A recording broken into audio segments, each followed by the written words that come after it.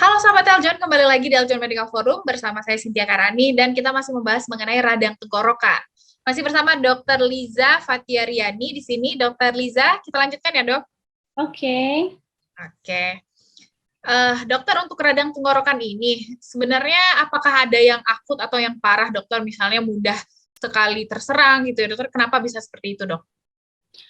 Eh, Kalau misalnya yang parah dan mudah terserang, jadi kan kalau misalnya yang mudah terserang itu sama seperti yang saya sebutkan tadi ya.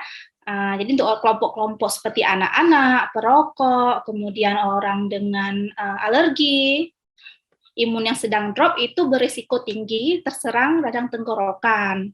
Namun, ya, gejala dari radang tenggorokan itu pada dasarnya itu sebenarnya dia bisa sembuh sendiri ya, apalagi kalau misalnya disebutkan oleh virus. Namun, dia bisa menjadi parah ya, dan juga dikenal dengan danger sign pada radang tenggorokan. Nah, danger sign ini jika radang tenggorokannya itu terjadi lebih dari 1 minggu, kemudian demam yang tinggi, yaitu di atas 39 derajat Celcius, kemudian mulai kesulitan bernafas, terus nyeri sendi, nyeri telinga, kemudian muncul ruam di kulit, terus juga ada darah pada saliva ataupun air liur, serta terjadinya pembengkakan pada leher dan juga wajah. Nah, kalau misalnya sudah seperti itu, maka itu sudah dikatakan sudah parah dan harus segera berkonsultasi dengan dokter. Oke, baik. Nah, kemudian dokter, sebetulnya kapan sih dok harus ke dokter? Apakah mungkin ngerasanya radang tenggorokannya biasa aja, mungkin minum parastamol atau apa gitu ya dok? Sebetulnya bisa sembuh aja atau sebenarnya kapan dok harus ke dokter? Jadi sebenarnya kan radang tenggorokan itu paling sering disebabkan oleh virus ya. Hampir 90% radang tenggorokan itu karena virus. Jadi virus itu sifatnya itu self-limited disease, artinya dia bisa sembuh sendiri seiring dengan imunitas tubuh kita yang semakin membaik. Namun kalau misalnya tidak sembuh-sembuh, jadi kalau misalnya infeksi virus itu biasanya berlangsung 5 sampai 6 hari. Namun kalau misalnya tidak sembuh lebih dari 1 minggu, itu maka kita harus curiga ada penyebab lain dari amandel itu, bisa karena bakteri ataupun faktor-faktor yang non-infeksi. Jadi pada saat itu kita harus curiga nih, oh ini bukan karena virus nih, maka itu kita harus segera ke dokter. Namun kalau misalnya dalam 2 hari serangan nyeri tenggorokan itu sudah sangat nyeri, tidak mempan dengan paracetamol ataupun anti nyeri seperti ibuprofen, maka juga sudah bisa dipertimbangkan untuk konsultasi ke dokter agar diperiksa apakah amandel ataupun radang tenggorokannya itu karena virus, bakteri, ataupun faktor non-infeksius. Jadi bisa agar mendapatkan terapi yang lebih adekuat. Kemudian kalau misalnya juga selain dari demam yang tinggi, terus nyeri yang sangat berat, juga harus dipikirkan gejala-gejala lainnya lagi. Seperti saya sebutkan tadi. Jadi kan kalau misalnya radang tenggorokan yang disebabkan oleh bakteri, jadi bakterinya itu bisa menyebar ke organ-organ lain di tubuh kita. Contohnya itu adalah telinga. Jadi kalau misalnya tidak diobati, itu bisa menyebabkan infeksi pada saluran telinga bagian tengah. Itu ya. Kemudian kalau misalnya dia menyebar lagi sampai ke ginjal, bisa menyebabkan gangguan pada ginjal ataupun infeksi pada ginjal yang dikenal dengan glomerulonefritis akut. Katanya itu kencing berwarna merah, kemudian pekat, dan nyeri pada pinggang. Dan itu sering terjadi pada anak-anak. Kemudian juga kalau misalnya dia bakterinya itu menyebar lagi ya sampai ke sendi-sendi, bisa menyebabkan demam rematik. Itu dan ditakutkan berujung kepada penyakit jantung rematik jika memang si bakteri penyebab dari radang tenggorokan itu sudah sampai ke jantung. Gitu. Jadi memang kalau misalnya memang gejalanya itu sudah sangat berat dan tidak mempan dengan obat-obatan untuk pereda nyeri ataupun penurun panas, maka segera konsultasikan ke dokter. Oke, berarti sebetulnya ada komplikasinya tadi ya mungkin ya dok ya. Ya, Jadi iya betul. Haha, ya. Oke, berarti cukup berbahaya ya dok sebetulnya kalau dibiarkan. Iya, benar kalau dibiarkan. Jadi kan kita bisa rasa tuh kan sebenarnya ini radang tenggorokan, oh ini biasanya kan ada pencetusnya. Kalau misalnya kita habis dari ruangan yang sangat dingin. Nah, itu radang tenggorokan. Jadi kita bisa tahu, oh ini karena ruangan yang sangat dingin nih, makanya saya radang tenggorokan. Namun kalau misalnya terjadi tiba-tiba, ya disertai dengan demam yang tinggi, kemudian nyeri yang sangat parah, maka itu harus apa istilahnya ya, harus warning lah diri sendiri. Kalau ini bukan sekedar radang tenggorokan yang biasa. Oke, baik. Tapi kalau untuk penyebabnya dokter, balik lagi nih. Saya mau bertanya satu yang lupa nih dokter. Gorengan dokter, benar nggak sih katanya Gorengan. makan Iya, gorengan bisa bikin batuk atau apa? Itu betul dok? Apa gimana? betul, betul. Jadi kandungan minyak ya, gorengan kandungan minyak ataupun lemak pada gorengan itu hampir miripnya apa mekanisme jadi radang itu mirip-mirip dengan makanan manis sih sebenarnya ya. Lemak dan minyak itu nggak bagus untuk mereka yang menderita GERD. Jadi bisa menaikkan asam lambung dan akhirnya menyebabkan radang tenggorokan. Terus makanan-makanan yang pedas juga bisa menyebabkan iritasi di tenggorokan dan akhirnya menyebabkan radang tenggorokan. Oke, baik. Nah, dokter katanya kumur pakai air garam itu bisa atasi tenggorokan nih dokter. Benar apa enggak sih dok?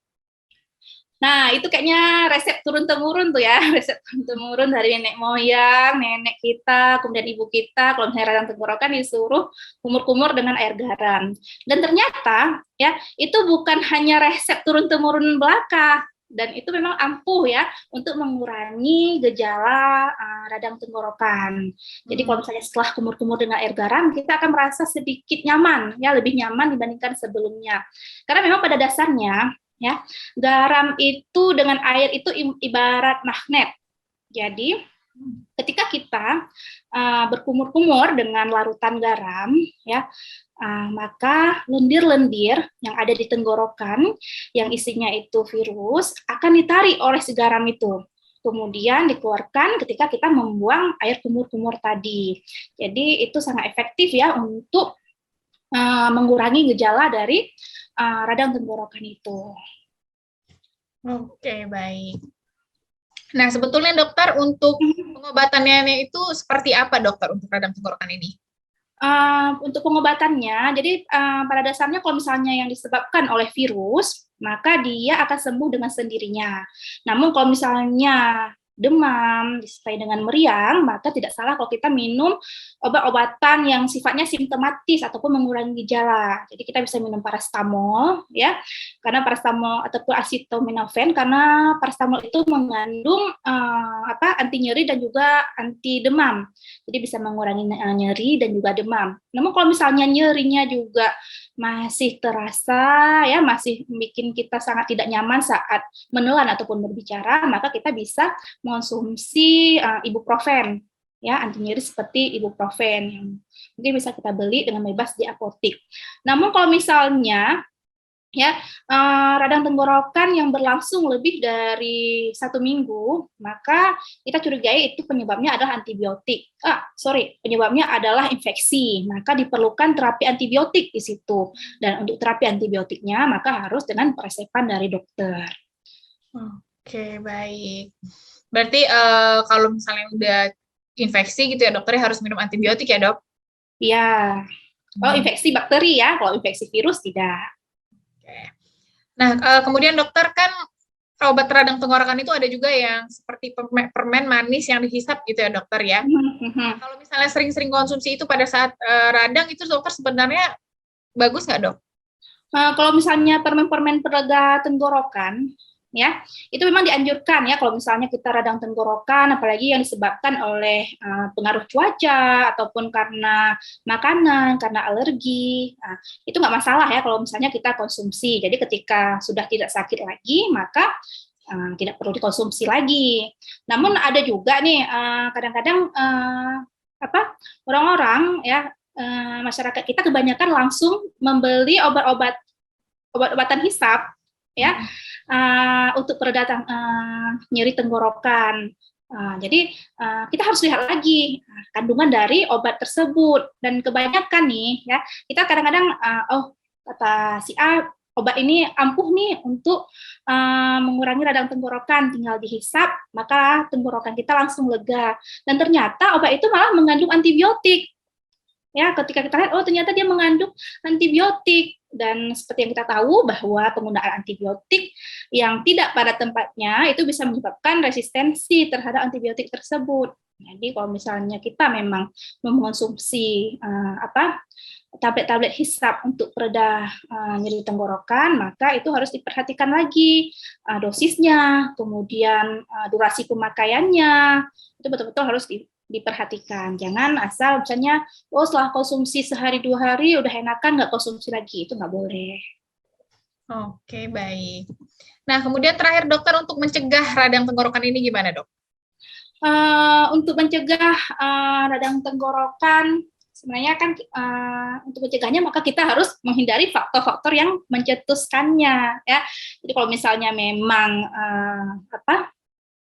kita sedang berada di keramaian, maka kita sebaiknya menggunakan masker, apalagi di masa pandemi COVID ini ya, memang kalau misalnya masker, mencuci tangan, itu memang sudah dua hal yang memang tidak bisa dipisahkan lagi dari kita. Kalau dulu, itu sangat susah mengajak orang untuk mencuci tangan, ya, ataupun memakai masker ketika dia sedang batuk pilek. Namun sekarang seiring berjalan waktu, itu dua hal yang memang sudah menjadi rutinitas yang tidak bisa dipisahkan lagi.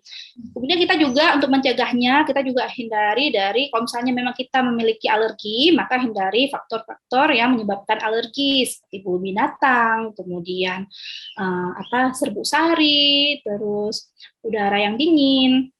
Kemudian juga kalau misalnya makanan, kalau misalnya kita makanan yang pedas ataupun yang manis bisa menyebabkan radang tenggorokan, maka hindari konsumsi yang berlebihan makanan-makanan tersebut. Oke, baik. Baiklah, terima kasih Dokter Liza. Hari ini kita sudah bicara soal radang tenggorokan. Terima kasih banyak, dokter. Ya, sama-sama Mbak Cynthia. Semoga bermanfaat ya untuk kita semua. Oke, amin. Nah, sahabat Eljon, itu dia ya tadi saya dan juga Dokter Liza udah membahas soal radang tenggorokan. Jadi kita sudah tahu apa itu penyebabnya, cara menghindarinya ya, kita juga sudah tahu. Jadi penyebabnya juga berbagai macam.